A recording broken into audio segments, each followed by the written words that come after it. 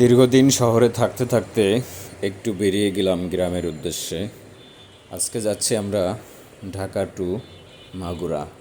Already কিন্তু আমরা ঢাকার বাইরে চলে এসেছি। মাগুরার থেকে এখন যাচ্ছি যশোরের উদ্দেশ্যে। দেখতে পাচ্ছেন বন্ধুরা, এটি এমন একটি রোড, শুধু মাঠ আর মাঠ। মাঠের মাঝখান দিয়ে এই মেন রোডটা চলে গিয়েছে। দুই সাইড দিয়ে অনেক ধান ক্ষেত, আর এই বছর ধান ক্ষেত অনেক সুন্দর হয়েছে মনে হচ্ছে। কৃষক, যদি ঝড় বৃষ্টি ওইরকম না হয়, ধারণাই করা যাচ্ছে কৃষক এই বছর অনেক ধান তারা ঘরে তুলতে পারবে, তাদের বাম্পার ফলন হবে আশা করা যাচ্ছে। তো রাস্তার এই মাঝখান দিয়ে যেতে যেতে দৃশ্যগুলো খুবই ভালো লাগছে, এত ভালো লাগছে যে আসলে কিভাবে আপনাদেরকে বোঝাই। দেখুন, আপনারা ভিডিওর মাধ্যমে দেখতে পাচ্ছেন যে তো সুন্দর এই দৃশ্যগুলো দেখতে কার না ভালো লাগে বলুন। তো গ্রামের এই দৃশ্যগুলো, এরকম রোডগুলো অনেক উপভোগ করলাম অনেক দিন পরে।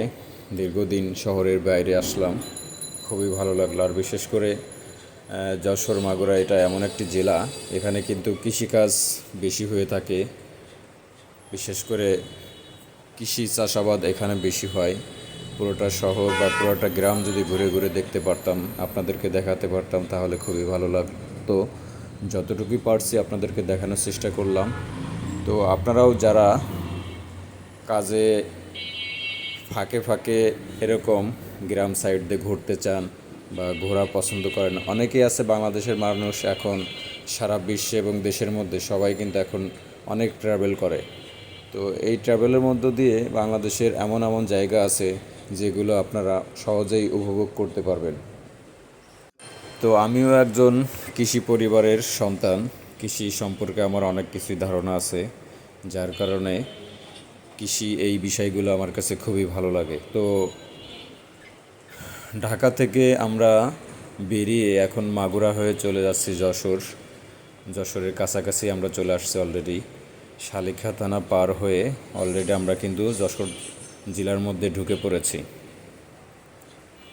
ঢাকা শহরে যে পরিমাণ যানজট থাকে সারা বছর, তাতে করে জনজীবন একটা স্থবির হয়ে যাওয়ার মতো একটা অবস্থা। যখন ঢাকার বাইরে থেকে গ্রামে আসলাম, এতটা শান্তি পাচ্ছিলাম নিঃশ্বাস নিয়ে বা চলাফেরা করে, খুবই ভালো লাগছিল। তো এরকম করে সারা বাংলাদেশ ঘুরে ঘুরে দেখতে হবে। আমাদের দেশটা কিন্তু ছোট্ট হলো, আমাদের দেশটা অনেক সুন্দর এবং সম্পদশালী দেশ। এই সম্পদকে আমাদের কাজে লাগাতে হবে।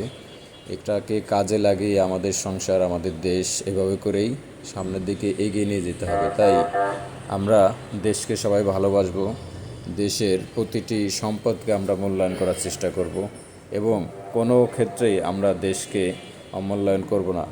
বেশিরভাগই দেখা যায় আমাদের দেশের মানুষের মধ্যে দেশের প্রতি মায়া মহব্বত কম। এইভাবে যদি চলতে থাকে তাহলে কিন্তু আমাদের ভবিষ্যৎ প্রজন্ম যারা আসবে, আমাদের বাচ্চা কাচ্চা যারা আসবে, তারা আমাদের দেশের প্রতি কিন্তু ওই ধরনের মায়া মহব্বত কাজ করবে না।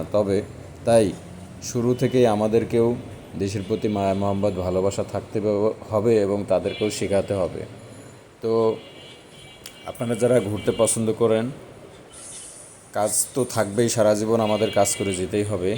কাজের ফাঁকে ফাঁকে ঘুরতে হবে। ঘুরলে আপনি ভালো মন্দ সব কিছু বুঝতে পারবেন। আপনার মাইন্ড ফ্রেশ হবে, শরীরে ভালো লাগবে, দেশ সম্পর্কে অনেক কিছু জানতে পারবেন। দেশের মধ্যে কোথায় কী আছে এটার মধ্যেও আপনার অনেকটাই ধারণা আসবে।